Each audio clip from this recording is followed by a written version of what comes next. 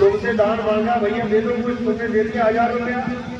अब जाके मछली के पकौड़े खा रहा है, साथ में 800 की बोतल खरीद ली, तो कहाँ गया तुम्हारा दान? पाप में चला गया, क्योंकि तुम्हें कोई मिला ही नहीं जो तुम्हें बता सके कि दान देना है तो कहाँ देना है, पैसे लगेंगे तो कहाँ लगेंगे, फल मिलेगा तो कहाँ मिलेगा, ये सब भी गुरु ही बताता है। तो गुरु की मानता है कि गुरु होना ही चाहिए। अब गुरु होना चाहिए ये तो समझ में आ गया, लेकिन गुरु कैसा होना चाहिए, अब ये सवाल खड़ा हो जाता है, क्योंकि दुनिया में गुरुओं की कोई कमी थोड़ी नहीं है। कहते हैं एक पत्थर हटाओ तो 3-4 गुरु निकल आते बीच में से। कितने गुरु हो चुके हैं, गांव गांव में कोई ना कोई गुरु बन के बैठा है, आश्रमों का अवतार लगे हुए हैं। हरिद्वार चले जाओ, इतने लोगों के घर नहीं होंगे जितने आश्रम में वहां पे। ऋषिकेश चले जाओ, काशी चले जाओ, गुरु ही गुरु बैठे हैं। और सबसे साई बंदगी सतनाम, बंदी छोड़ सतगुरु कबीर साहब की जय हो।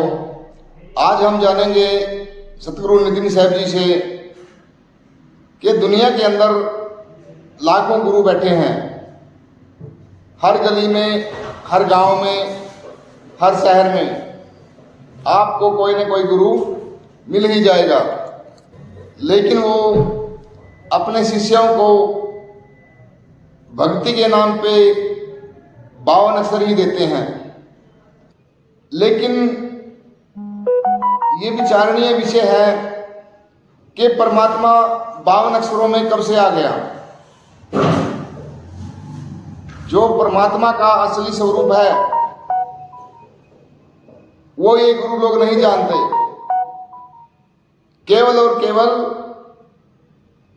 परमात्मा के नाम पर 52 अक्षर ही देते हैं और लोगों का ये अनमोल जीवन खराब करवा देते हैं। लेकिन सतगुरु कबीर साहब जी अपनी वाणी में बोल रहे हैं कि इन 52 अक्षरों के अंदर परमात्मा नहीं है। ये 52 अक्षर इंसानों के द्वारा बनाए हुए अक्षर हैं। 52 अक्षर जीवाधारा, 52 अक्षर जीवाधारा, आदि अक्षर जीवा से न्यारा, वाही को सत सिमरन कहिए, सिमर सिमर नर उतरो पारा। तो आइए जानते हैं सतगुरु नितिन साहब जी से एक सत्संग के माध्यम से। बड़ी बात यह है कि सारे ही गुरु तुम्हें भगवान का नाम देते हैं जपने के लिए। जिस भी गुरु के पास चले जाओ तुम्हें कोई ना कोई मंत्र पकड़ा देगा जपने के लिए। तो फिर तो एक ही गुरु बहुत है सारे संसार में, वही सबको मंत्र दे दे। इतने सारे गुरुओं की क्या जरूरत है? कोई कह रहा है राम राम जप लो, कोई कह रहा है श्याम श्याम जप लो, कोई कहता है हनुमान हनुमान जप लो। यानी हमें जिस प्रकार के भगवान की इच्छा है गुरु हमें वैसा ही नाम दे देता है। हम गुरु जी से कहते हैं गुरु जी हमें शंकर जी से प्रेम है, बेटा तुम ओम नमः शिवाय जप लो। कोई कहता है गुरु जी मैं राम जी की पूजा करता हूँ, बेटा तू राम राम जप ले। कोई कहे मैं हनुमान जी की पूजा करता हूँ, बेटा हनुमान जप। अरे ये सब तो मैं बिना गुरु के भी कर सकता हूँ। कौन सा शिव भगत ऐसा है जिसे ओम नमः शिवाय मंत्र का नाम नहीं पता? कौन सा राम भगवान का शिष्य ऐसा है, भगत ऐसा है जिसको राम राम का नाम नहीं पता? कौन सा कृष्ण जी का भगत ऐसा है जिसको कृष्ण जी का नाम नहीं पता? ये नाम तो बिना गुरु धारण किए भी पता है हमें। और अगर नाम जपने से भगवान मिलेगा तो बिना गुरु के नाम जप लेंगे तब भी भगवान ही मिलेगा, शैतान थोड़ी नहीं मिल जाएगा। तो फिर गुरु की जरूरत क्या है जब वही नाम मुझे पहले से पता है? हरे कृष्णा हरे कृष्णा ओम नमः शिवाय।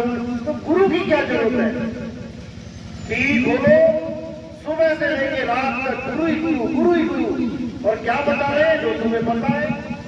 कौन सा राम कथा करने वाला गुरु कोई नई बात बता रहा है? वही कहानी सुना रहा है तुम्हें जो तुम बचपन से सुनते आ रहे हो।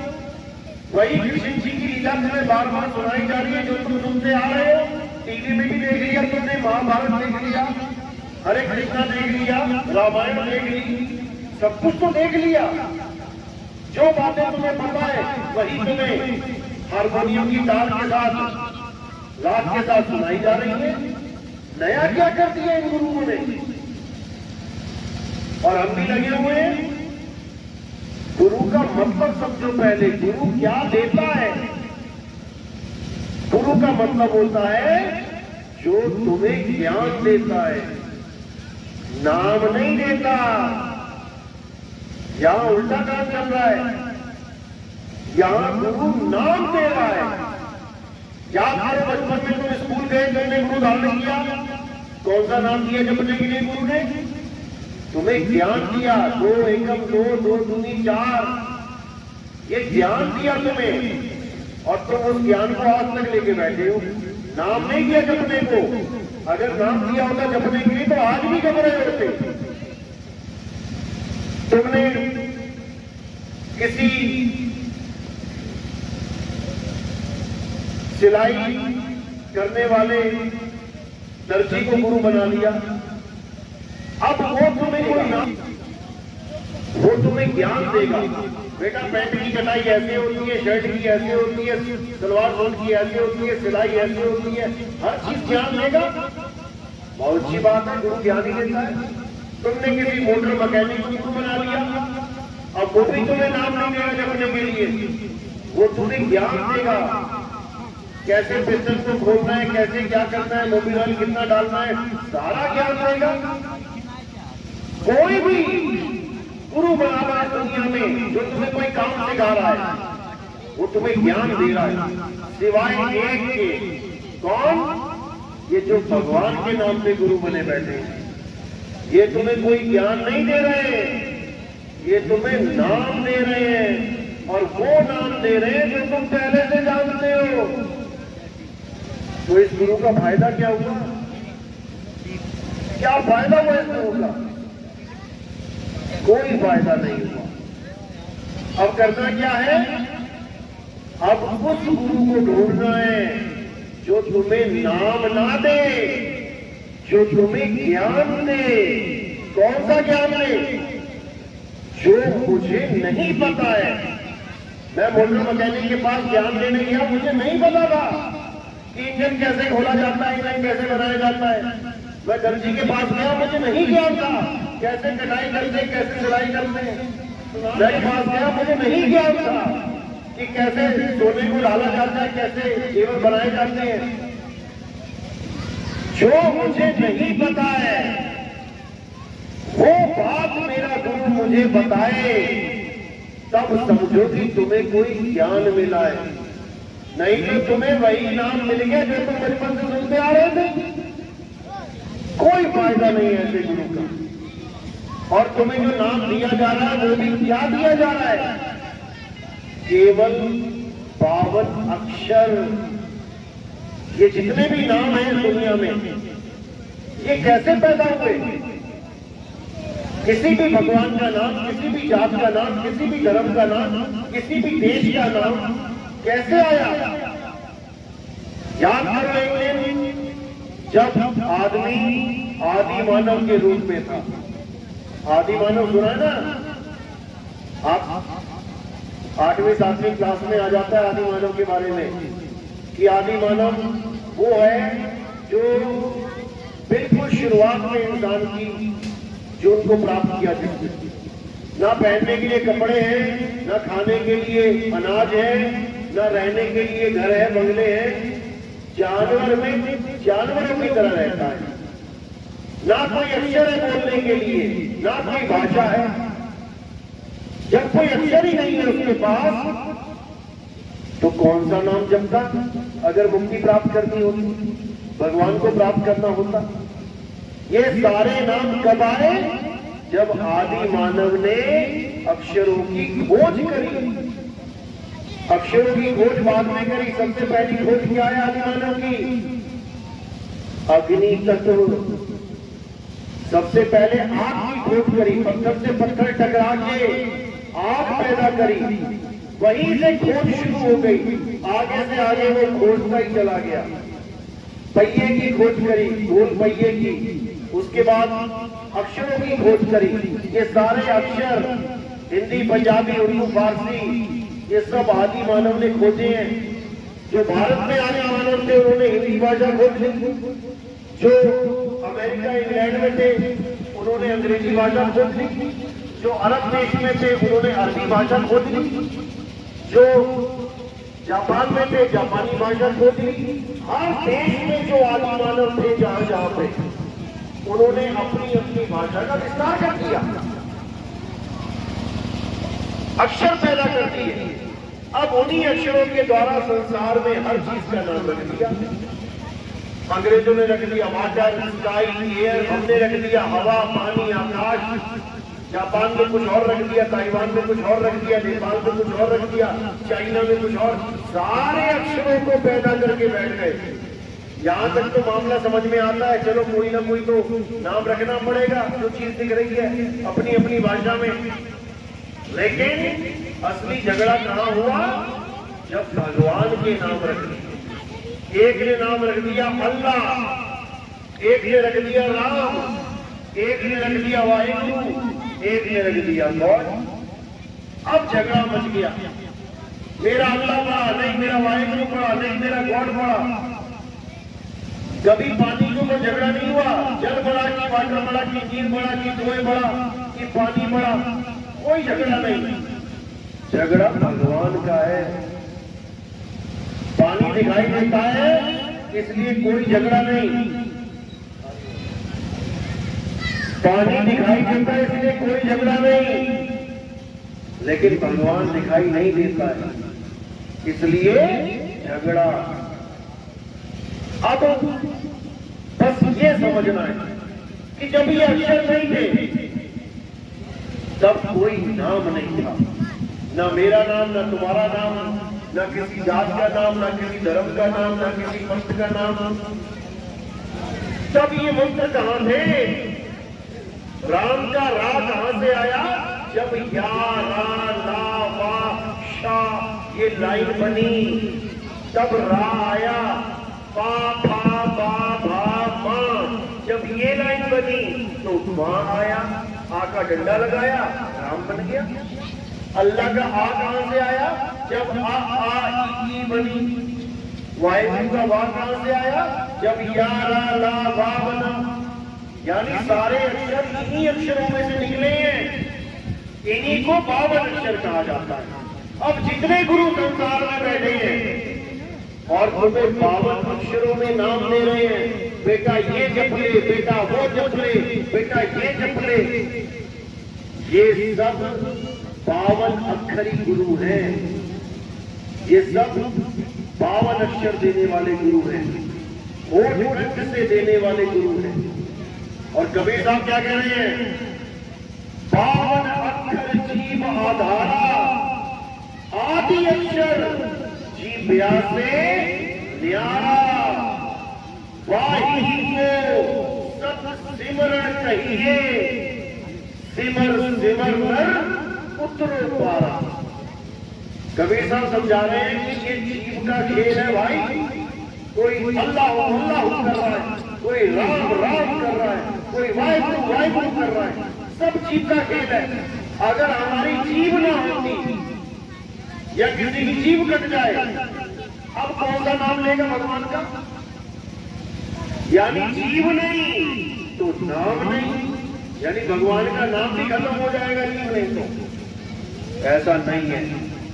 कबीर साहब कह रहे हैं होठ कंठ लागे नहीं, जो सच्चा नाम है परमात्मा का उसमें होठ और कंठ लगते ही नहीं है। होठ कंठ जैसे कि दर्शक मीडिया पर देखा है नहीं उच्चार और गुप्त वस्तु को छोड़ है, जो असली गुरु है वो तुम्हें ये होठ कंठ जीव से निकलने वाले नाम नहीं देता, वो इन नामों को छुड़ा देता है।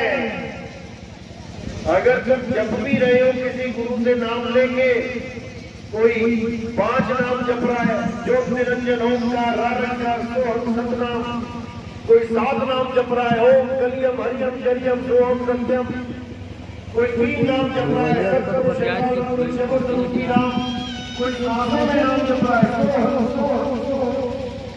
ये सारे नाम सच्चा गुरु छुपा देता है, नहीं छुपना कुछ। भगवान को पाने में नहीं, भगवान को ना पाने में सबसे बड़ा कारण है नाम जाप।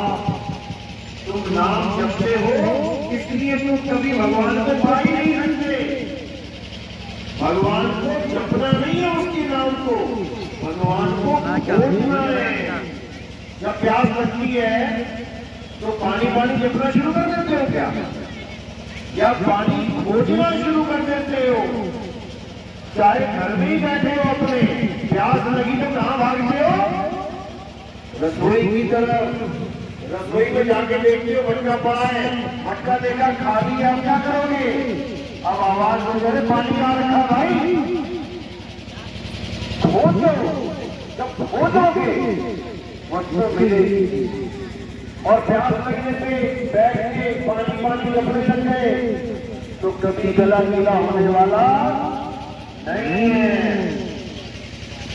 इसी को कभी साहब कह रहे हैं, वो कहां ढूंढे रे बंदे, मैं तो तेरे पास में खोजी होए तुरंत मिल जाओ, एक पल की तलाश में खोजी तो बनाओ। परमात्मा तुम्हारे बिल्कुल पास है, इतनी दूर तो तुम्हारे माँ बाप भी नहीं है जितना पास वो है, लेकिन हम जान नहीं पा रहे हैं।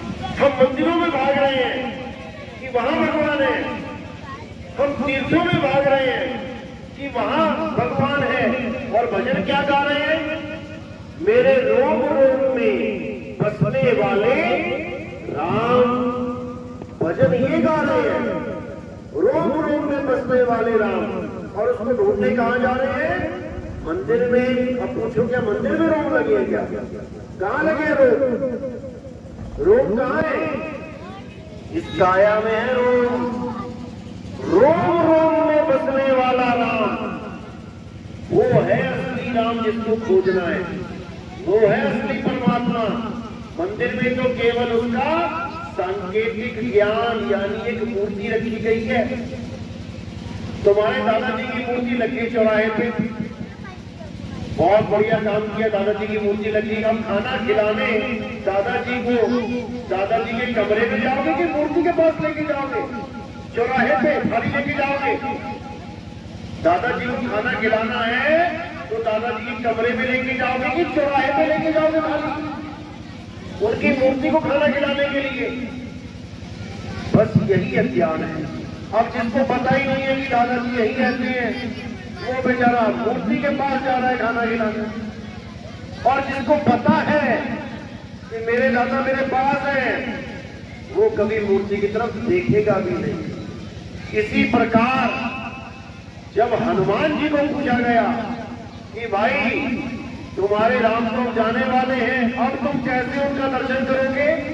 तो हनुमान जी ने क्या एड्रेस बताया था? अयोध्या का एड्रेस बताया था कि वहां पे मंदिर जाया करूंगा मैं दिन रात। क्या किया था उन्होंने? अपनी छाती फाड़ के दिखाई। देखा ना सीन छाती वाला? कौन बैठा छाती में? राम बैठे हैं छाती में। यानी मेरा राम मुझ में बैठा है, मुझे किसी मंदिर में जाने की जरूरत नहीं है। लेकिन ये तब होगा जब तुम गुरु धारण करोगे। वो गुरु तुम्हें समझाएगा कि बेटा तेरा राम कहां बैठा है। नहीं तो अगर उस राम के पास जा रहे हो जो मंदिर में बैठा है, तो पता लगा कि कोई चोर घुसा और राम जी की मूर्ति ही अष्टधातु की उठा के ले गया। गले टूट जाते हैं, मंदिरों के घंटे चोरी हो जाते हैं।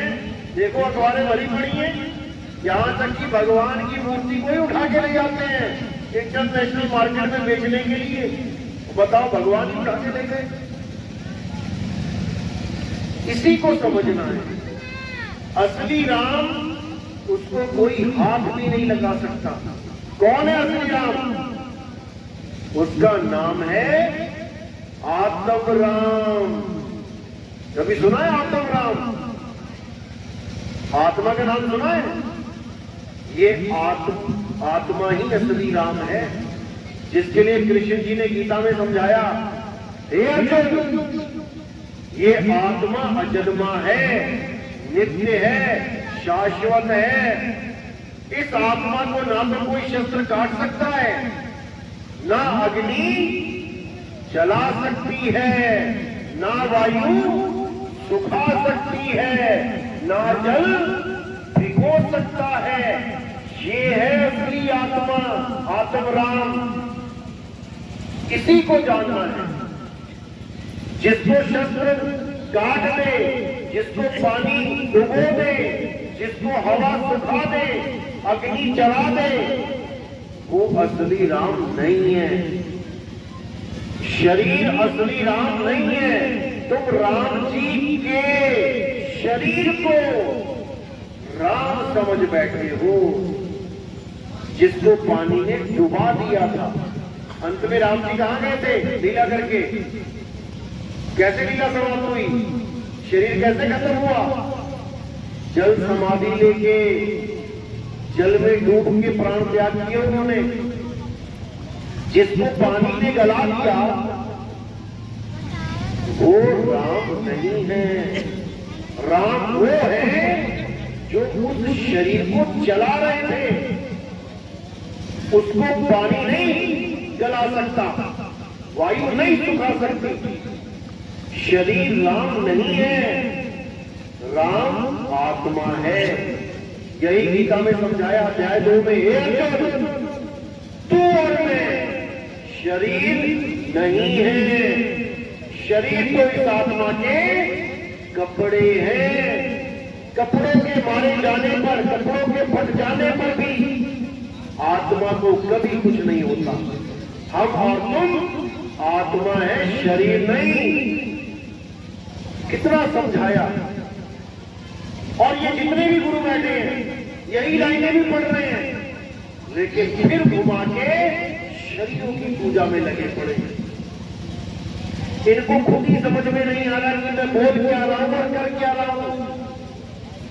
गीता में बिल्कुल स्पष्ट बोला है अर्जुन, 2 प्रकार के तत्व हैं, एक असत और एक सत। असत तत्व वो है जिसका नाश हो जाता है, जो बदल जाता है, जो पैदा होता है वो मर जाता है, यानी शरीर। ये शरीर ही असत्य है। और सत्य क्या है? सत्य केवल आत्मा है। हे अर्जुन, आत्मा को जानने वाले कभी वापस इस जड़ संसार में, इस माया के संसार में नहीं आते। और जो आत्मा को नहीं जान पाते, जो शरीरों की पूजा में जीवन बर्बाद कर देते हैं, वो बार बार इस संसार में आते हैं। नाना प्रकार की योनियों में उनको जन्म लेना पड़ता है। कभी कुत्ता बन के आते हैं, कीड़े पड़ जाते हैं, गांव गांव में कुत्ता घूमता है, कोई मदद नहीं करता, सब लाठी देके दौड़ाते हैं। कौन है ये लोग? ये वही है जो अपने जीवन में आत्म ज्ञान को जान ही नहीं पाए। कभी सांप निकलता है घर के पास, तो लाठी देके दौड़ाते हैं। कौन है ये लोग? ये वही है जो सारी उम्र सांपों को ही दूध पिलाते रहे और अंत समय में सांप की योनि में पड़ गए। क्योंकि आप इसकी पूजा करोगे, आपको वैसा ही फल मिलेगा। आप पीपल पूजोगे, आपको अगले जन्म में पीपल बन के आना पड़ेगा। आप सांप की पूजा करोगे, आपको अगले जन्म में सांप बन के आना पड़ेगा। आप गाय की पूजा करोगे, आपको गाय बन के आना पड़ेगा। और ये अचल नियम है प्रकृति का। एक ऋषि था, सारी उम्र हरिओम हरिओम, ओम नमः शिवाय, ओम नमः शिवाय, सारे नाम जपता रहा। जपते जपते जपते जपते बूढ़ा हो गया। अब जब बूढ़ा हो गया तो उसके आश्रम में हिरण का बच्चा आ गया। अब हिरण के बच्चे से उसका मोह बढ़ गया, खूब खिलाए, खूब पिलाए, टहलाए, बड़ा अच्छा लगे। इतना मोह बढ़ गया कि सुबह शाम दिन रात हिरण के बच्चे को ही याद कर रहा है। अब एक दिन बैठा भजन कर रहा था, इतने में मृत्यु आ गई। यमदूत सामने खड़े हो गए आगे, चल भाई। अब वो फिर यही सोच रहा है कि हिरण के बच्चे का क्या होगा, कहीं उसको शेर चीता ना खा जाए। हालांकि वो अच्छी बात सोच रहा है, किसी का भला सोच रहा है, लेकिन ये सोचना ही उसके पतन का कारण बन गया। हिरण के बारे में सोचता सोचता उसने प्राण त्याग कर दिए और उसको वापस इस दुनिया में हिरण बन के आना पड़ गया। अब भाग रहा है शेरों के आगे और रो रहा है, उस समय को धिक्कार रहा है कि मैंने किसके लिए अपना जितना प्यार था, प्रेम था, उड़ेल दिया। मैंने किसके विचार में ये त्याग किया थे। इसी प्रकार जिसका भी हम विचार करते हैं, जिसको भी हम पूजनीय मानते हैं, जिसकी भी हम पूजा करते हैं, अंत समय में हमें वही रूप धारण करना पड़ता है। तुलसी की पूजा करोगे, जल चढ़ाओगे, तो तुम्हारे ध्यान में तुलसी ही रहेगी। सुबह उठते ही अपने आप दिमाग में आ जाएगा तुलसी को जल चढ़ाना है। और अगर वही तुम्हारी मृत्यु का समय हुआ और तुमने याद कर दिया कि तुलसी को जल चढ़ाना है, तो तुम्हें तुलसी का पेड़ बनना पड़ जाएगा। ये इतना खतरनाक जाल है। इसलिए कबीर साहब कहते हैं कि भाई इस माया को, जड़ वस्तुओं को त्यागो और किसको ध्याओ? आत्मा को ध्याओ। जल में मीन प्यासी मोहे देखत आवे हासी, आत्म ज्ञान बिना नर भटके, कभी काबा कभी काशी। मुसलमान भाई है तो काबा की तरफ दौड़ रहा है, हिंदू भाई है तो काशी की तरफ दौड़ रहा है। क्यों दौड़ रहा है? कि मैं भगत कहाऊंगा, मैं भगवान के दर्शन करके आऊंगा। और कबीर साहब की नजरों में क्या है? वो कह रहे हैं भटके, कि तुम भगवान के पास नहीं जा रहे हो, बल्कि तुम भटक जा रहे हो, तुम भटक गए। वो भगवान अल्लाह वाहिद गॉड कहीं बाहर नहीं है, वो तुम्हारे पास है। वो को कहा ढूंढे रे बंदे, मैं तो तेरे पास में, ना मंदिर में, ना मस्जिद में, ना काबे कैलाश में, ना मैं जप में, ना मैं तप में, ना एकांत निवास में। खोजी होए तुरंत मिल जाऊं एक पल की तलाश में। और कहे कबीर सुनो भाई साधो, मैं तो हूं विश्वास में। विश्वास में परमात्मा है। अब कोई कहे मैं तो पत्थर पे विश्वास करके बैठा हूं कि पत्थर में भगवान है, तो वो विश्वास नहीं है, वो अंधविश्वास है।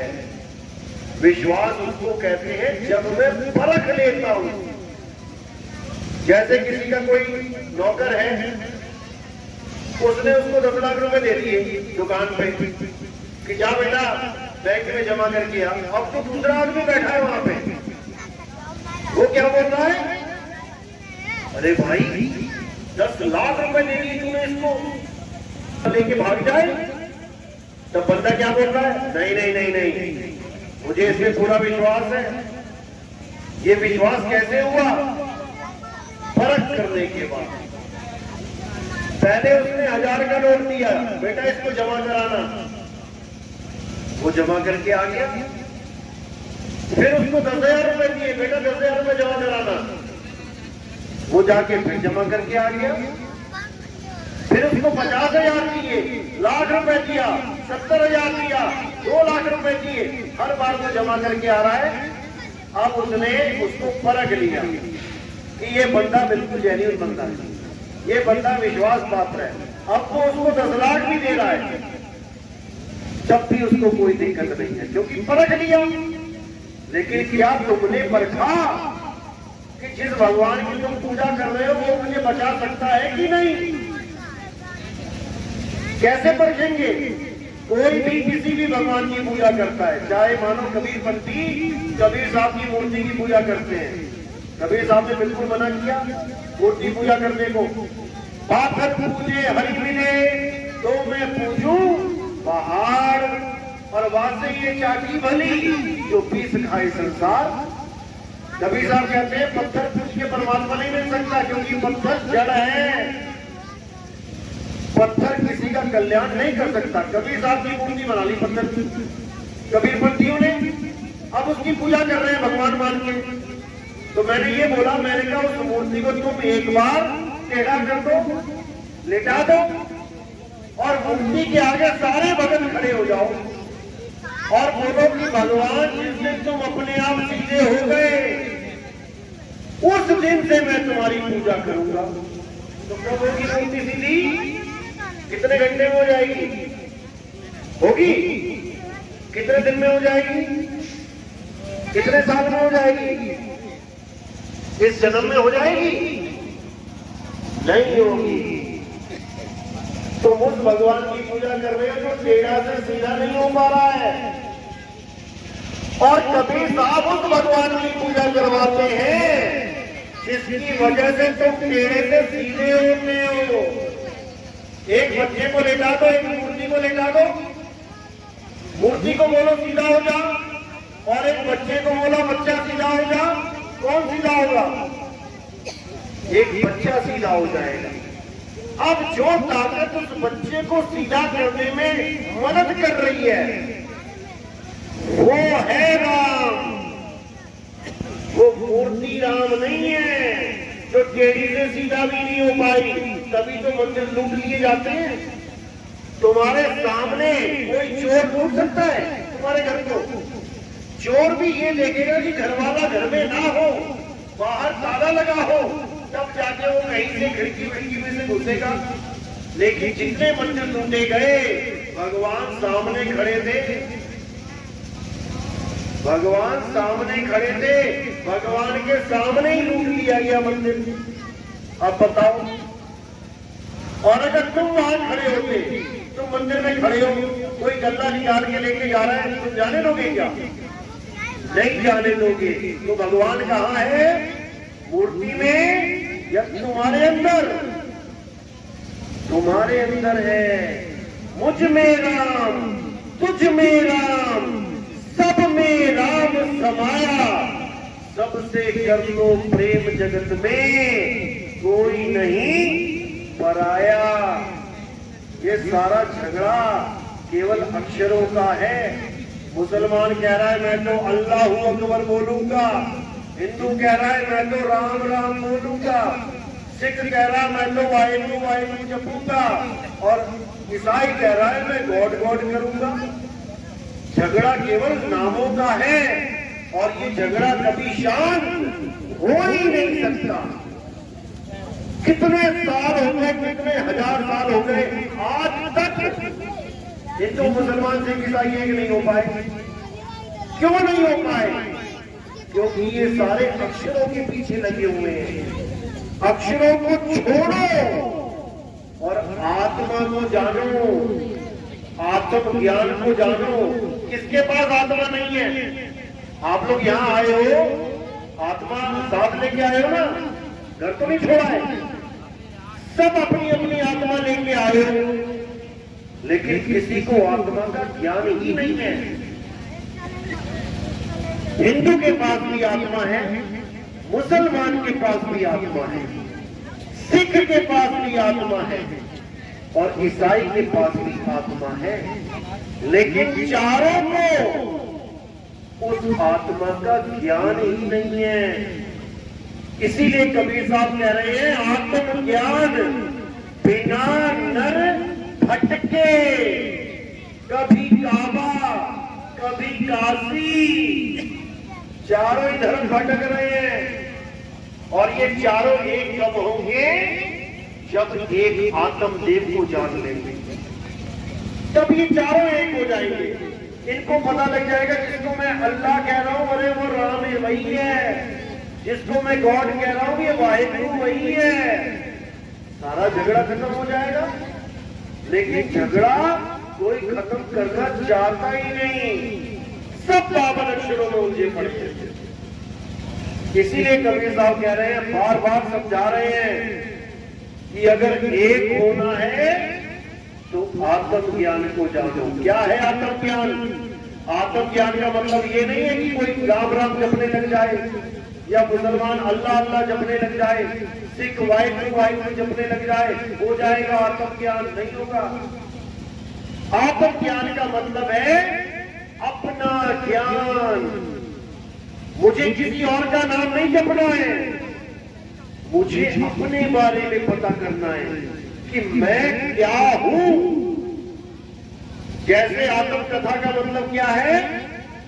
अपनी कथा लिखना, किसी और की कथा नहीं लिखना। अपनी कथा लिखना ही आत्म कथा है। आत्म हत्या, खुद की हत्या करना, किसी और की नहीं। खुद की हत्या करना आत्म हत्या है। आत्म रक्षा, खुद की रक्षा करना, ना कि किसी और की रक्षा करना आत्म रक्षा है। आत्म निर्भर, खुद पे निर्भर हो जाना, ना कि किसी और पे निर्भर रहना आत्मनिर्भर कहलाता है। किसी प्रकार आत्म कल्याण, खुद का कल्याण करना। किसी प्रकार आत्म ज्ञान, यानी किसी और की पूजा नहीं, खुद को जानना आत्म ज्ञान है। और खुद को जाने बिना परमात्मा को नहीं जान पाओगे। जब लगना चीनोगे आत्म, तब लगना मिली है परमात्म। आत्म चीने परमात्म चीने, संत कहावे सोए, यह भेद काया से न्यारा, पूछे बिरला कोई। जब तक आत्मा को नहीं जानोगे परमात्मा नहीं मिलेगा। जब तक दूध तक नहीं पहुंचोगे तब तक घी नहीं मिलेगा। इसी प्रकार जब तक खुद को नहीं जानोगे तब तक खुदा नहीं मिलेगा। इसीलिए सबको आत्म ज्ञान की प्राप्ति करनी चाहिए। तो पूजा पाठ करना चाहिए कि नहीं? क्या समझ में आया? हाथ खड़े करो, किसकी समझ में आया? पूजा पाठ करना चाहिए। कौन कहता है? हाथ खड़े करो। इतना सत्संग सुन के पूजा पाठ नहीं करना चाहिए, हाथ खड़े करो। कुछ भी नहीं, कोई बात नहीं। गीता क्या कहती है? गीता पढ़ो, अध्याय 3। अध्याय 3 में 11, 12, 13, 14, 15, 16 ये श्लोक पढ़ोगे। क्या लिखा है? जो लोग देवताओं की पूजा नहीं करते, जो लोग वेदों के अनुसार यज्ञ नहीं करते, वो पापी हैं, उनको पाप लगेगा। जो प्रसाद का भोजन ग्रहण नहीं करते उनको पाप लगेगा। लेकिन लग गया क्यों? क्योंकि हम भी नहीं करते। ना हम कोई वेद पढ़ते हैं, ना हम कोई पूजा पाठ करते हैं, ना हम कभी मंदिर जाते हैं, ना हम मंदिर का प्रसाद खाते हैं, ना हम देवताओं की पूजा करते हैं। फिर तो हम भी पापी हो गए। अब गीता समझा रही है कि लेकिन जो व्यक्ति अपनी आत्मा में रमण करता है, जो व्यक्ति अपनी आत्मा में संतुष्ट है, जो व्यक्ति आत्म ज्ञान में तृप्त है, उनके लिए कोई धार्मिक कर्म कर्तव्य लागू ही नहीं होता। यानी अगर वो सारी उम्र मंदिर ना जाए, वो पूजा पाठ ना करे, वो मुसलमान है तो सारी उम्र मस्जिद ना जाए, वो कलमा ना पढ़े, वो 5 टाइम की नमाज ना पढ़े। कोई सिख है वो सारी उम्र गुरुद्वारे ना जाए, कोई ईसाई है वो सारी उम्र चर्च ना जाए। लेकिन अगर उसने आत्म ज्ञान को प्राप्त कर लिया है तो उसके ऊपर कोई कर्मदंड लागू ही नहीं होता, उसको इतना भी पाप नहीं लगने वाला। ये अध्याय 3 17वां श्लोक। आप गूगल पे भी सर्च करोगे, अध्याय 3 17वां श्लोक सामने आ जाएगा। पढ़ो क्या लिखा है। अब 18वें श्लोक में क्या बोला अध्याय 3 में, कि जो आत्म ज्ञान में रमण करते हैं, आत्म स्वरूप को प्राप्त करते हैं, वो अन्य किसी जीव पर निर्भर नहीं रह जाते। यानी अब उसका कल्याण करने के लिए कोई और नहीं आएगा, वो स्वयं ही अपना कल्याण कर देगा, क्योंकि उसने उसको जान लिया है जो सब में रमता राम है। अब ये ज्ञान होगा कहां से आत्मा का, उसके लिए क्या बोला। 34वां श्लोक उसमें बिल्कुल क्लियर बोल रहा है। कई लोग कहते हैं हमें भगवान की पूजा करनी है, गुरु से क्या मतलब। गुरु धारण करना कोई जरूरी नहीं है। अध्याय 4 34वां श्लोक कहता है कि हे अर्जुन, जो आत्म ज्ञान मैंने रणभूमि में तुझे समझाया है, यानी जो बोल के पूरी बात मैंने समझा दिया है, उस आत्म ज्ञान को प्राप्त करने के लिए तुम किसी ऐसे गुरु की शरण में जाओ जिसने आत्मा को जान लिया है, जिसने आत्म ज्ञान को प्राप्त कर लिया है। केवल वही गुरु तुम्हें तुम्हारी आत्मा का ज्ञान दे सकता है, नहीं तो और इस दुनिया में कोई नहीं दे सकता। मंत्र दे सकते हैं, मूर्तियां दे सकते हैं, तीर्थों में जाने का आदेश दे सकते हैं, नदियों में नहाने का आदेश दे सकते हैं, लेकिन आत्म ज्ञान नहीं दे सकते। और जब तक तुम्हें आत्म ज्ञान नहीं होगा, किसी का कल्याण होने वाला नहीं है। अब कई लोग ये मान के बैठे, हम तो गंगा जी स्नान कर लेते हैं साल में एक बार, सारे पाप धुल जाते हैं, हमें तो मुक्ति मिल जाएगी। बड़ी सोचने वाली बात है। अब एक चोर था, उसने क्या किया, चोरी करी, सीसीटीवी कैमरा में आ गया, चोरी करके गया घर, दौड़ के गया गंगा जी में नहा के आ गया। अब सीसीटीवी कैमरा में आ गया तो पकड़ा गया। अब जज के सामने खड़ा, जज पंडित जी है, जज मिश्रा जी है। अब वो जज के सामने कह रहा है कि महाराज मैं तो गंगा स्नान करके आया हूं, मेरे तो सारे कर्म फल धुल गए हैं, सारे पाप मेरे धुल गए हैं, मुझे सजा नहीं हो सकती। होगी कि नहीं होगी। कोई बंदा कत्ल करके और गंगा में डुबकी मार के जज के सामने बोले कि मैं तो गंगा जी में स्नान करके आ गया, मेरा तो पाप कट गया, सजा होगी कि नहीं होगी। होगी। तो फिर गंगा ने कहां पाप काटा। अगर पाप काट दिया होगा उसमें सजा होने का मतलब ही नहीं है। अरे तुम्हारे पाप छोड़ो, जो गंगा पुत्र भीष्म पितामह है, गंगा जी के अपने पुत्र, जब उनको तीरों से छेद के लेटा दिया गया, तब क्या हुआ। तब भीष्म पितामह ने अपने 100 जन्म याद किए, 100 जन्म तक एक भी पाप नहीं किया था उन्होंने।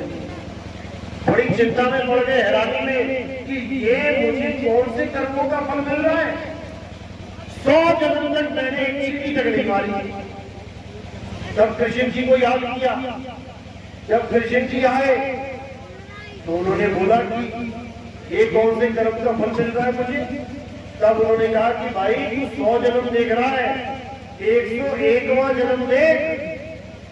जब तू एक राजा था, रथ में जा रहा था, सामने से एक सांप गुजरा, सांप को देख के घोड़ा खड़ा हो गया, आगे न बढ़ पाए और सांप भी रास्ते में खड़ा हो गया। तब तुम उठे, तुमने तलवार से उस सांप को उठा के जब फेंका रास्ता क्लियर करने के लिए, तब तुमने पलट के एक बार भी सांप को नहीं देखा कि मैंने उसे फेंका कहां है, और तुम सीधे चले गए। तुमने मारा नहीं सांप को, तुमने केवल उठा के फेंका। लेकिन सांप कहां जाके गिरा, गांठों की झाड़ियों में।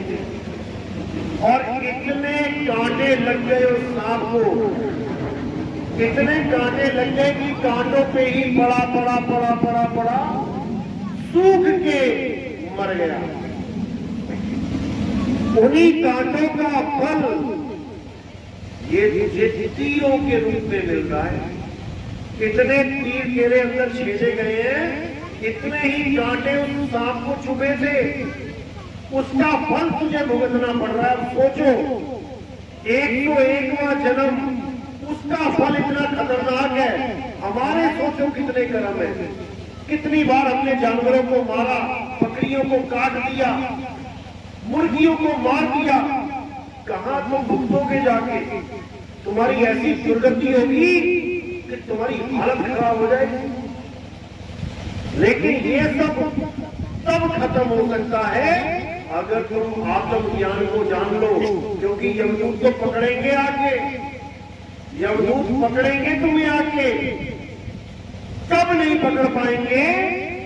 जब तुम स्वयं आत्मा हो जाओगे, क्योंकि आत्मा को ना तो कोई शस्त्र काट सकता है, ना अग्नि जला सकती है, ना वायु सुखा सकती है, ना जल भिगो सकता है। तो यमदूत कहां से पकड़ेगा? यमदूत कहां से तुम्हें नरकों की आग में डालेगा, जब आग तुम्हें छू ही नहीं पाएगी। बस तुमने ये फार्मूला अपनाना है। शरीर छोड़ने से पहले आत्मा का ज्ञान प्राप्त कर देना है। और आत्मा तुम ऑलरेडी हो। मारे इसलिए जा रहे हो क्योंकि अपने आप को शरीर मान बैठे हो। मैं आदमी, मैं औरत, मैं बच्चा, मैं बूढ़ा। अरे तुम आदमी, औरत, बच्चा, बूढ़ा नहीं हो, तुम आत्मा हो। तुम तो इस आदमी, औरत, बच्चा, बूढ़ा शरीर को चला रहे हो। एक दिन इसी को छोड़ के चले जाओगे। इसलिए अपने आप को पहचानो कि तुम क्या हो। और जब तुम जान जाओगे कि मैं आत्मा हूं, तो तुम्हारे अंदर ही परमात्मा छुपा हुआ है। याद रखना इस बात। जीव तिल माही तेल है, जीव जगमग में आग, और तेरा साईं तुझ में है, जाग सके तो जाग। तेरा साईं तुझ में है। ये बाहर के मंदिर मस्जिदों में नहीं है, ये तो तुमने बनाए हैं, तुमने बनाए हैं। एक दिन टूट जाएंगे, पुराने हो जाएंगे। उसको जानो जो कभी टूट नहीं सकता, पुराना नहीं हो सकता। वो आत्मा है, और ये आत्मा ही सनातन है। कोई शरीर सनातन नहीं है जो पैदा हुआ और मर गया। अध्याय 2 24वां श्लोक पढ़ो, जो कहते हैं हम सनातनी हैं, हम सनातनी हैं। और पूजा किसकी कर रहे हैं? शनिदेव की। पूजा किसकी कर रहे हैं? हनुमान जी की। पूजा किसकी कर रहे हैं? राम जी की। पूजा किसकी कर रहे हैं? विष्णु जी की। वो कह रहे हैं हम सनातनी हैं। सनातनी का तो मतलब भी नहीं पता उन्हें। सनातनी का मतलब कहां लिखा है? गीता में अध्याय 2 24वां श्लोक पढ़ो। हे अर्जुन, ये आत्मा अजन्मा है, नित्य है, शाश्वत है, पुरातन है, अचल है, अपोल है, अडोल है। यही सत्य सनातन है। ये आत्मा ही सत्य सनातन है। और आत्मज्ञानी ही असली सनातनी है। शरीरों की पूजा करने वाले सनातनी नहीं होते। ये गीता का ज्ञान है, इस ज्ञान को कोई काट नहीं सकता। लेकिन लोग नहीं समझ पा रहे हैं, इसलिए ये झगड़े मचे हुए हैं। आत्मा का ज्ञान सारे धर्म के लोगों को हो जाए तो सारे एक हो जाएंगे, विरोध रह ही नहीं जाएगा, क्योंकि सभी आत्मा हो जाएंगे। जब शरीर ही नहीं रहे तो धर्म जात पात कहां से आएगी? ये तो सब शरीरों का खेल है, अक्षरों का खेल है। तो आत्मज्ञान ही सबसे श्रेष्ठ ज्ञान है, जो गीता में संतों की बात हर जगह आपको मिल जाएगा, बस ढूंढो तो सही। तो इसी के साथ आज का सत्संग समाप्त करते हैं। हमारा सत्संग YouTube चैनल पे आता है। चैनल का नाम है कहत कबीर सुनो भाई साधो। आपने ये टाइप करना है और टाइप करने के बाद मेरा नाम लिखना है। मेरा नाम है नितिन दास। जब आप नितिन दास लिखोगे साथ में तो बिल्कुल सामने चैनल आ जाएगा। कबीर साहब की पीली सी फोटो होगी। उस चैनल को आपने सब्सक्राइब करना है। उसमें सत्संग दिए गए हैं serial wise, 1 number, 2 number, 3 number, 4, 5, 6, 7 ऐसे करते करते 209 सत्संग अभी तक हमने किए हैं। उसके अलावा लाइव सत्संग जैसे यहाँ प्रोग्राम हो रहा है ये भी डला हुआ है। शंकर समाधान भी डली हुई है। टोटल 550-600 वीडियोज उसमें पड़ी हैं। आप सीरियल वाइज उसको सुनोगे, आपकी सारी शंकाएं खत्म हो जाएंगी। आपको समझ में आ जाएगा कि इंसान जन्म मिला है तो क्यों मिला है, और इस इंसान जन्म को सफल करने के लिए आप बिल्कुल सही मार्ग पर निकल पड़ोगे। तो आज का सत्संग यही समाप्त करते हैं। बोलिए परमपिता परमात्मा की, सतगुरु बंदी छोड़ कबीर साहिब की, सभी संतों की, सकल साहेब बंदगी सतनाम। किस किस को मेरी बात समझ में आई है वो एक बार हाथ खड़ा कर दे। किस किस के समझ में आई? बहुत अच्छी बात है। लगभग 80-90% लोगों के समझ में आती है, क्योंकि आज पहला सत्संग है, इसलिए बात अटपटी लग सकती है, बात बड़ी अजीब लग सकती है। ये क्या बात हुई? भगवान की शुरुआत नहीं, भगवान से मिलाने की बात बताई है। शायद कहते हैं अटपट ज्ञान कबीर का झटपट लखा न जाए, और जो इसको झटपट लगे तो सब खटपट मिट जाए। तो खटपट मिटानी है और आत्मज्ञान की तरफ बढ़ना है। अब आरती में टाइम है, आरती का भेद बता देता हूं मैं आपको।